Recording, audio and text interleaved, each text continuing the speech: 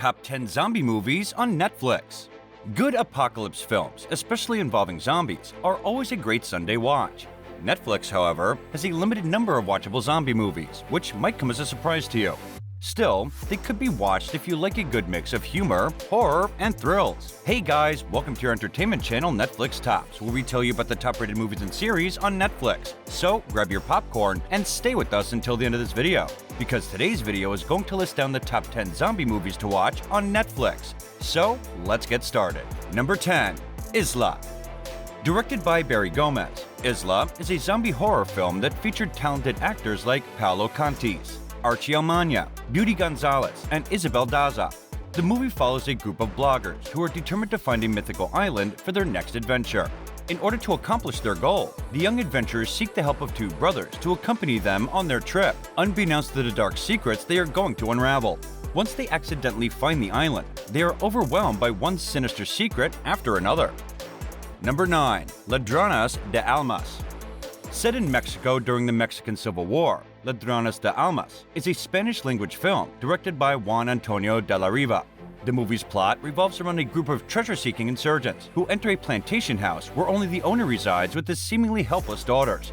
Only the daughters, the three Cardano sisters, are not exactly helpless, but are vicious killers supported by a horde of zombies that act as the first line of defense when people come seeking the hidden loot.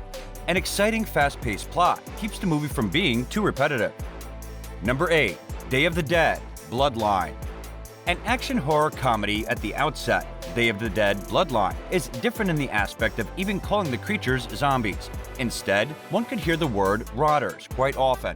The movie begins with Zoe, a young medical student who is attending a party and is suddenly taken aback by the attack of a so-called rotter. Incidentally, the rotters don't bite her, but have infected and attacked the remaining populace. She soon realizes that the entire city and streets have been infested with rotters. She has been stationed at a refugee camp that houses partially infected and fully sane survivors, and she starts serving there as a doctor, treating minor illnesses while looking for a viable cure. 5 years later, the rotters have again come to confront her and her deep dark secrets at the refugee camp. Number 7. Army of the Dead.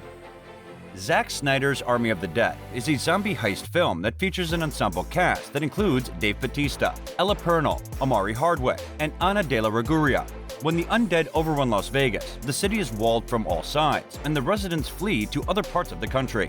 When the government decides to obliterate the Sin City with a bomb to get rid of the zombies, the billionaire magnate Bly Tonka is worried about the $200 million that he kept in an impenetrable casino vault. In order to retrieve his money, he sends a group of mercenaries to pull off a seemingly impossible heist just 96 hours prior to the bombing. Critics praised the humor in the film, which became one of the most-watched original Netflix films with an estimated 75 million viewers. The film spawned the prequel Army of Thieves, the upcoming anime series Las Vegas, and a direct sequel titled Planet of the Dead, which is in development. Number 6. Pet Sematary. Inspired by Stephen King's 1983 novel of the same name, Pet Sematary is a supernatural horror film that stars Jason Clarke, Amy Seimetz, and John Lithgow. The Kevin Kolsch and Dennis Midward directorial centers upon Dr. Lewis Creed and his peace-loving family, which lives a quiet life in Ludlow, Maine, after moving from Boston, Massachusetts. One day, when they lose their cat in an unfortunate road accident, the heartbroken family buries it in a nearby cemetery after paying their respects. However, they cannot fully comprehend the horrors that are unleashed on them following the incident as their lives take a dark turn. Number 5. Kingdom, Ashen of the North. Kingdom, Ashen of the North is a special episode of the popular South Korean political period horror thriller series Kingdom. It centers upon the early life of Ashen and the mysterious plants that turn ordinary people into bloodthirsty zombies. As a girl, Ashen used to live in a frontier village when she first learned that people in the neighboring town mysteriously died while looking for wild ginseng in the forbidden area of the forest.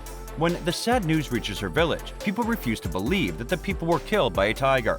But soon, all theories and speculations are cast aside when Ashen's own home and village are attacked. Number 4. Ravenous. In this visual stunner of a film, the zombies are not totally brain-dead. The zombies in Robert Arbert's Ravenous are intelligent to a degree that they can communicate with each other. The story follows a quickly depleting number of survivors in a remote village in upstate Quebec as they try to outrun the flesh-eating monsters to a safe place in the woods. Ravenous is a magnetic and nuanced French language drama that will keep audiences engaged from start to finish. The film is predominantly silent and depends heavily on the edgy, scary imagery to successfully build up the dread. Even though the script and the story is nothing new, Ravenous still feels fresh. Number 3. Cargo. The only reason probably why this movie is on this list is because Martin Freeman and him only. The movie begins on a really interesting note, however, in a post-apocalyptic setup in Australia, which is full of Aborigines and tribal folk as well. Andy, his wife Kay, and their infant daughter are living off a houseboat, floating in the water and gathering supplies from abandoned boats. In parallel, Thami, an Aborigine, tries to save her father from the outbreak, but all in vain. Kay is bitten by a zombie as it appears, and is taken away by Andy along with her daughter in a van before she turns completely. After abandoning Kay, Andy realizes she's bitten too, and only has 48 hours to take his daughter to a safer place before he turns as well. The rest of the movie is way too predictable, and as expected, Andy hands over his daughter to the Aborigines by the conclusion. The movie has been widely appreciated for the lead performances and being in a very typical Australian setting. Number 2. #Alive. South Koreans are known to make some great zombie flicks that feature really scary, really fast, and really vicious zombies. #Alive is the latest in the long line of fine undead entertainment by South Korean filmmakers. #Alive tells the tale of a lone gamer stuck inside his apartment with no food, limited water, no weapons, no way out, and a horde of hungry zombies threatening to break down his front door. The gamer almost decides to drop the fight because his family is likely all dead, but that changes when he finds another person, a girl, right across his window in an apartment in the neighboring building, and a strange, unlikely friendship ensues. #Alive is a fresh take on the zombie genre, utilizing modern-day elements like social media as a plot device to flesh out, excuse the pun, the story. The relationship between the gamer and the girl in the apartment across from his building is so precious that you are rooting for them, hoping hard that they don't become zombie chow. Number 1. Atlantis. This supernatural romantic drama was selected to compete for the Palme d'Or at the 2019 Cannes Film Festival and has since received critical acclaim. The story of Atlantis centers around a young woman and her partner struggling in the face of employment, class, migration, crime, family struggles, and ghosts. Or are they zombies?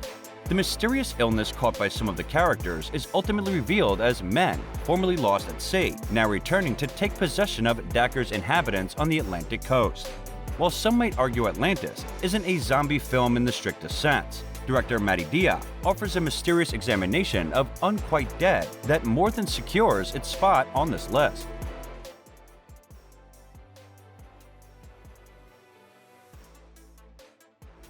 And this brings us to the end of the video. What are your thoughts on today's video? Share with us in the comments below. Don't forget to like the video and subscribe to our channel for more amazing movie reviews coming your way. And thank you for watching.